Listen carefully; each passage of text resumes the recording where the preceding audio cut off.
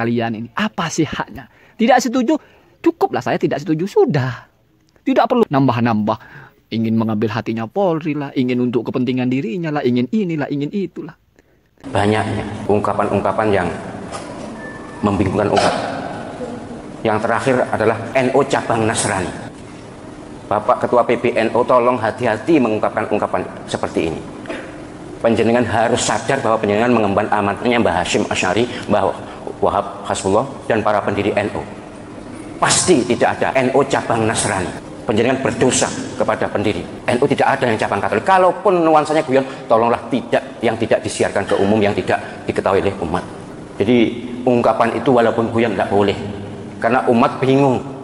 Bab 2 pasal 3 itu jelas NU mengikuti Ahlus Sunnah wal Jamaah dalam bidang tauhid adalah Imam Abdul Hasan Al-Asy'ari dan Abu Mansur Al-Maturidi.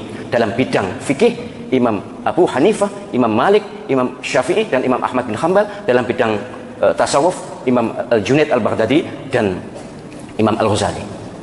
Karena kita mendapat kiriman, postingan atau video Said Akil Sirat, Ketua Umum PBNU, mengatakan bahwasanya Listio Sigit adalah anggota NU cabang Nasrani.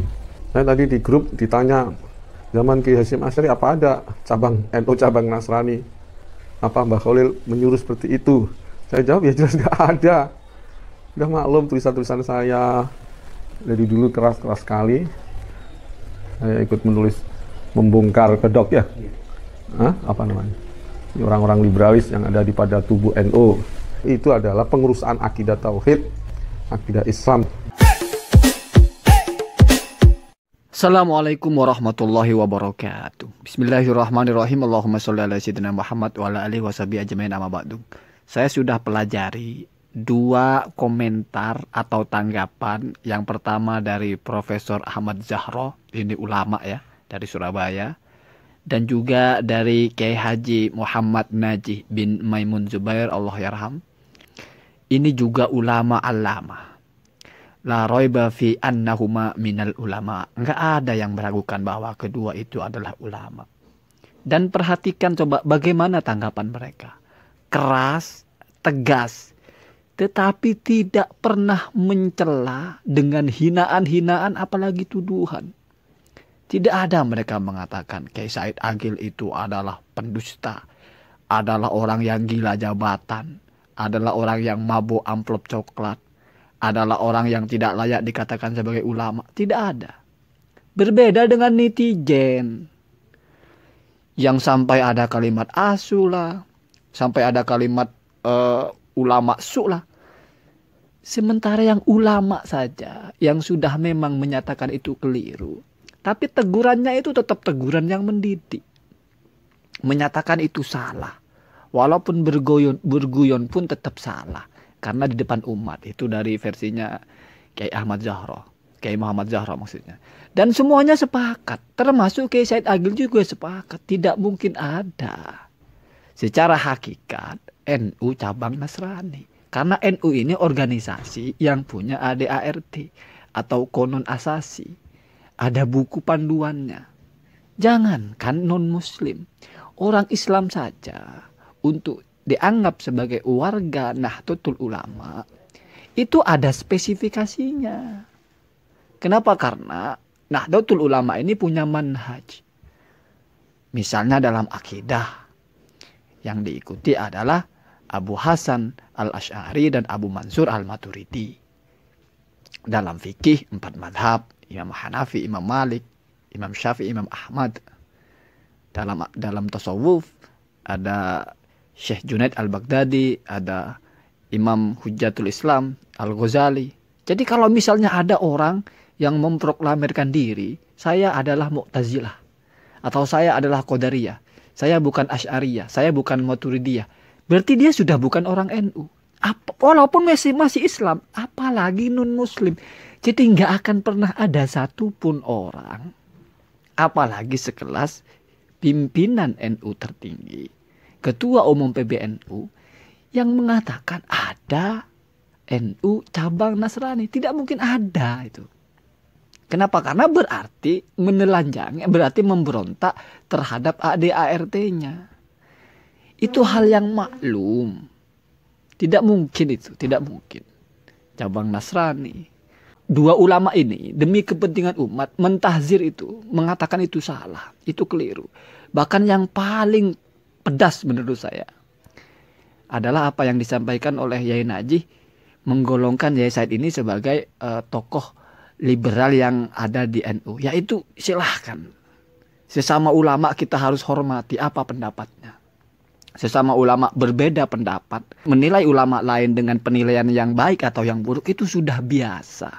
Kalau kita ngaji jarh wa ta'dil, ketika seorang ulama perawi hadis mengecam ulama lain yang dianggap sebagai wadda, pemalsu hadis, kecamannya luar biasa. Dajjalun minad dajajalah, itu adalah satu dajjal dari dajjal-dajjal yang lain gitu.